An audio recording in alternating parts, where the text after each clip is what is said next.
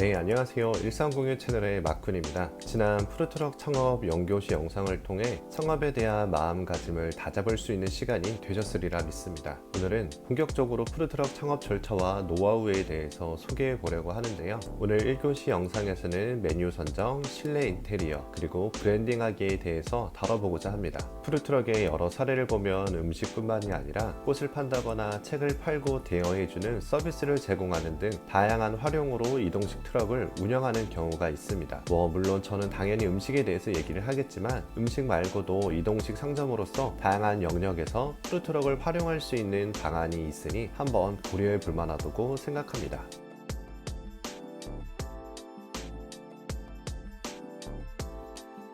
여러분은 푸드트럭에서 무엇을 팔 계획이신가요? 어떤 메뉴를 판매해야 할 것이냐에 따라서 푸드트럭의 실내 인테리어, 주방의 세팅, 조리기구, 차량 크기와 개조 비용에 큰 차이가 있을 수 있습니다.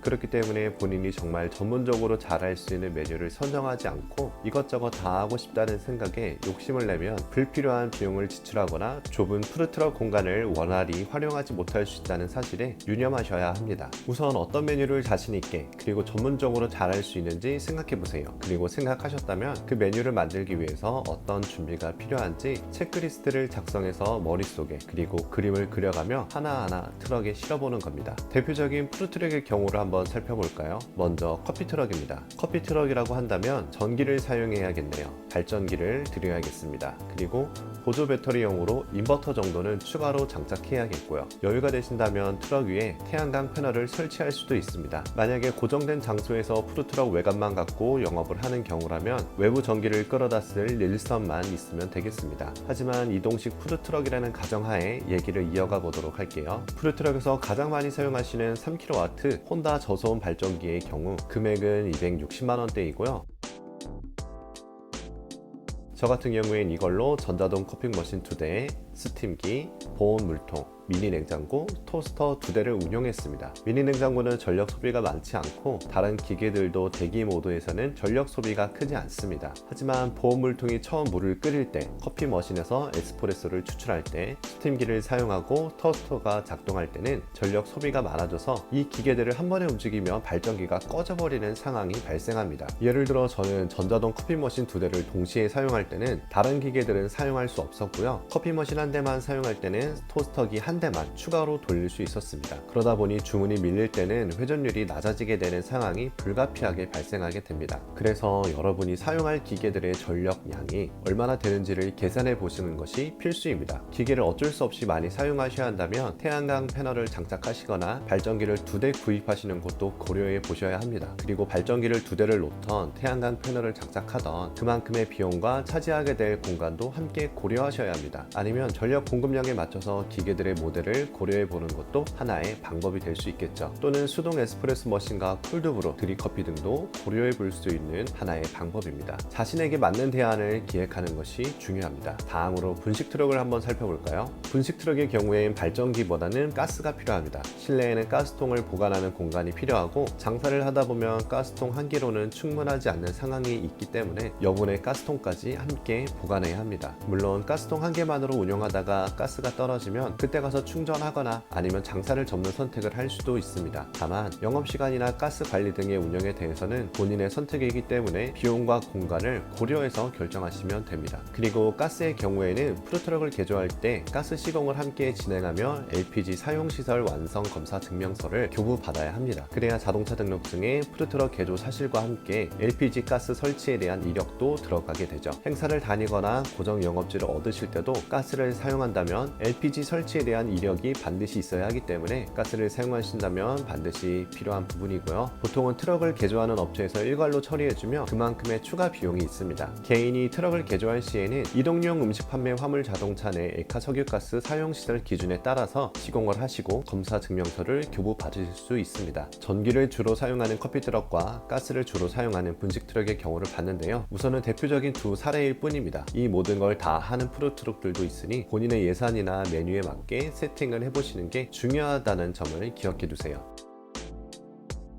이제 메뉴 선정을 하셨다면 실내 인테리어를 고민해 봐야 합니다. 혹시 아직도 조명을 달고 어떤 소품을 두겠다는 환상에 젖어 계시다면 빨리 깨셔야 하고요. 주방에 어떤 기구들을 들이고 어떻게 배치할지부터 꼼꼼하게 설계하셔야 합니다. 커피트럭의 경우라면 기계들을 올려두고 고정시켜 줄 수 있는 바와 수납 공간들이 중요하겠고, 분식 트럭의 경우라면 음식을 준비하는 조리대와 재료들을 보관할 바트 공간, 그리고 업소용 간택기 공간이 중요합니다. 물론 추가로 냉장고의 공간도 확보하셔야 하고 개수대는 필수로 설치하셔야 하고요.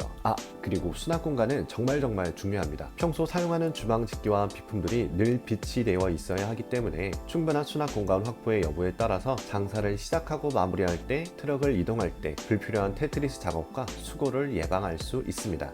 그리고 이 좁은 푸드트럭 주방에서 어떻게 움직여서 음식을 만들고 보관하고 손님에게 건넬지에 대한 동선을 완벽하게 짜야 합니다. 집에서 물건을 놓고 직접 시뮬레이션 해보면 더 좋을 것 같아요. 그리고 혼자서 영업을 할 때는 어떤 동선이 나오고 둘이서 영업을 할 때는 어떤 동선이 나오는지도 그려보세요. 논하는 영업지에선 절대 혼자서 커버할 수가 없거든요. 알바를 구해서 함께 일하는 경우도 미리 염두에 두셔야 합니다. 이 과정들이 다 끝나면 그때 조명이며 실내 소품이며 생각해도 늦지 않습니다. 예쁘게 꾸미려고 하지 마세요.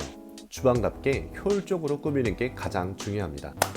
그리고 추가적으로 고민해 볼 부분은 투명 가림막 설치 여부입니다. 이 가림막이라는 게 참 장단점이 나뉘어져서 설치하라고 권유하기 애매하지만 제가 만약 다시 푸드트럭을 한다면 설치할 것 같습니다. 우선 가림막의 장점을 말씀드려 볼게요. 푸드트럭은 길거리 음식이기 때문에 위생관리에 특히나 더 철저해야 해요. 요즘 같은 코로나 시국에 말할 것도 없고 황사나 매연이 있는 거리에서도 외부에 그대로 노출된 음식과 조리대, 식기를 불편해하는 분들이 있습니다. 그럴 때 푸드트럭 실내에 조리대가 보이는 투명 가림막이 있다면 어떨까요? 위생적으로 훨씬 나은 조리 환경을 갖출 수가 있겠죠? 황사가 불어도 음식에 모래나 먼지가 들어갈 염려도 없고 말입니다. 그리고 겨울엔 찬공기가 외부에서 그대로 들어오기 때문에 진짜 오지게 춥습니다. 방한복을 입고 일해도 추위를 감당할 수 없고요. 기계들이나 음식들도 온도 때문에 망가질 수 있습니다. 그럴 때 가림막의 찬바람을 막아주고 실내 전열기구 하나만 켜도 충분히 버틸 수 있는 온도를 유지할 수 있어요. 반면에 여름엔 이 가림막이 찜통 역할을 하게 됩니다.